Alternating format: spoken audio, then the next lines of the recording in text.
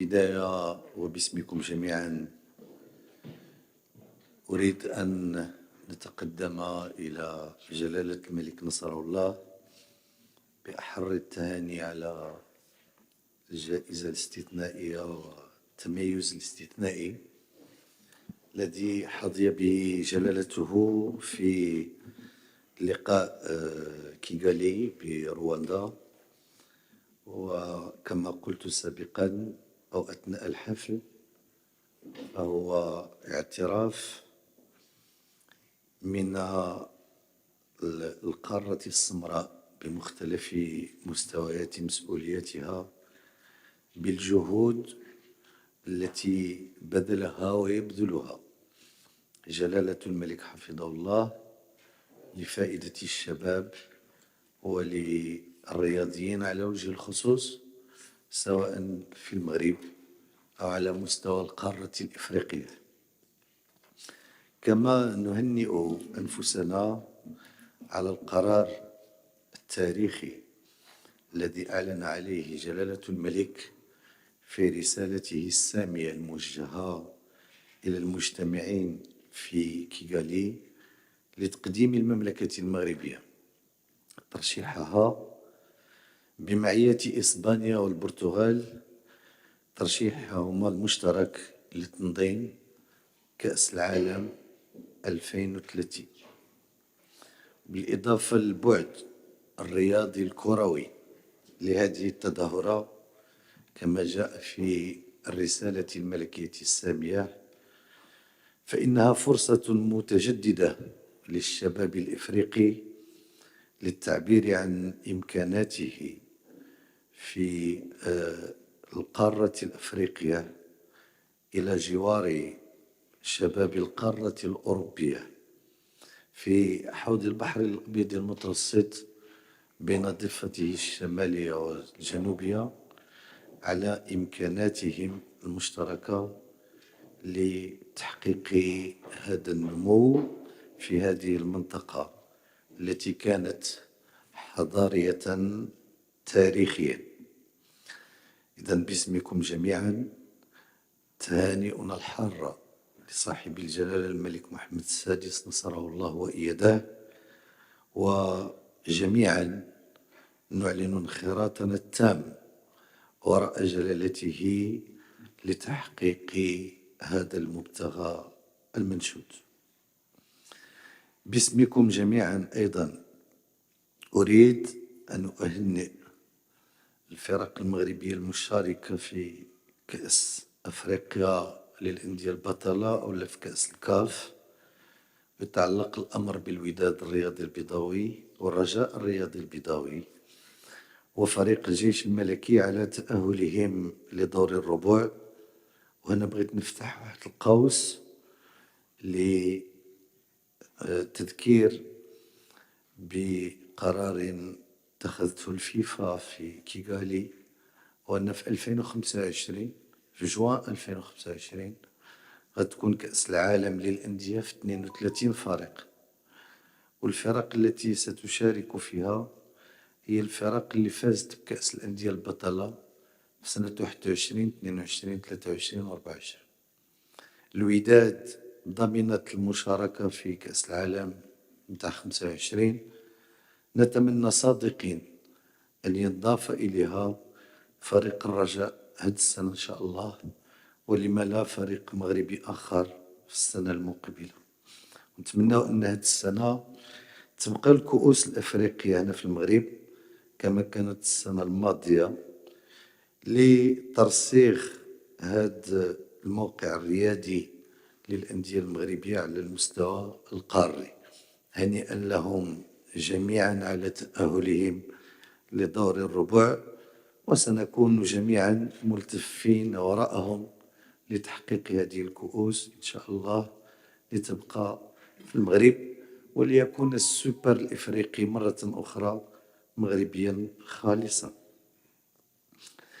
مسألة اللي اجتمعنا اليوم، التي نجتمع من أجلها اليوم، وكنت في الحقيقة ترددت كثيرا على عقد هذا الاجتماع في هذا الوقت لسبب بسيط، هو أنه الإجراءات التي اتفقنا عليها في السابق، سواء تعلق الأمر بالإعادة نتاع اتخاذ قرارات فيما يخص الممارسة الاحترافية، أو لا فيما يخص التقرير الخاص بتذاكر المونديال. هذه الأمور كلها ستكون جاهزة في الأيام القليلة المقبلة، ولكن فضلت أننا نعقد هذا الاجتماع باش نناقش فيه قرار واحد. اليوم كيف ما قلت في العديد من المناسبات، احنا تنعيشوا في واحد الصيرورة معينة.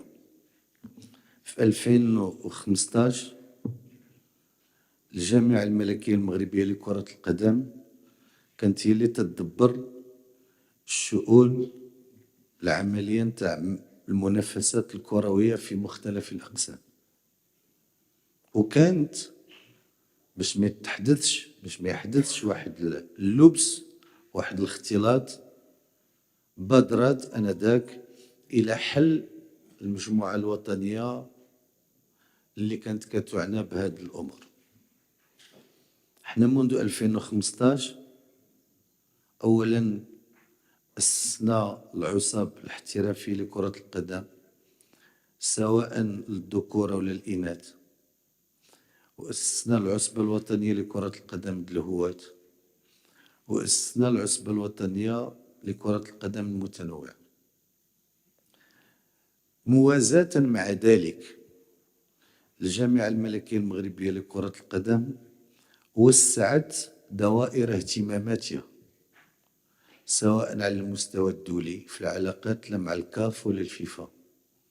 وهذه العلاقات يمكن لي نقول لكم اليوم مثال بسيط. في هذه لاطات فيفا اللي غادي تجي اليوم، الجامعة الملكية غادي تنظم أكثر من 20 مباراة دولية، سواء للبلدان الأفريقية الصديقة اللي غادي تلعب في المغرب أو لا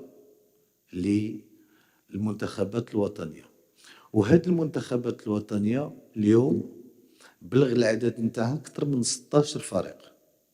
كرة القدم داخل القاعة عندهم ليكيب أ و يو 23 وخلقوا ليكيب فيمينين وبلا عندها حتى هي اليو 23 إلى غير ذلك. في الذكور عندنا من اليو 15 حتى للسينيور، وفي الإناث عندنا من اليو 15 حتى للسينيور والبيتش سوكر إلى غير ذلك.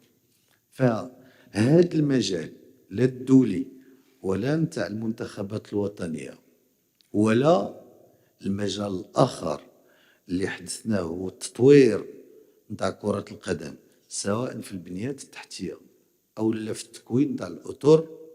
البنية التحتية اليوم عندنا المركز الجهوي السعيدية، المركز الجهوي بني ملال غنفتحوه في الأيام المقبلة، بعد أسابيع غيوجد المركز الجهوي العيون، المركز الجهوي نتاع بن قرير، وحنا غادي بالإضافة إلى المشاريع التي تهم مراكز التكوين نتاع الأندية. هذا المجال والخلق تطوير نتاع العصب الاحترافية كاملة اليوم يستدعي منا أننا الأمور المرتبطة بتدبير كرة القدم، المرتبطة بتدبير كرة القدم في جميع المناحي نتاعها خصها تمشي للعصب باش يدبروا المنافسات الوطنية كليا. وبالتالي بيان سور غادي نفتحوا النقاش في هذه الأمور، واللجان اللي مرتبطة بالعصبة، ها لا ديسيبلين، ها لو تروك، ها لي ليسونس وداك الشيء كله هو يمشي، وتبقى الجامعة الملكية المغربية لكرة القدم ومكتبها المديري يخدموا على 4 نتاع الأمور واضحة.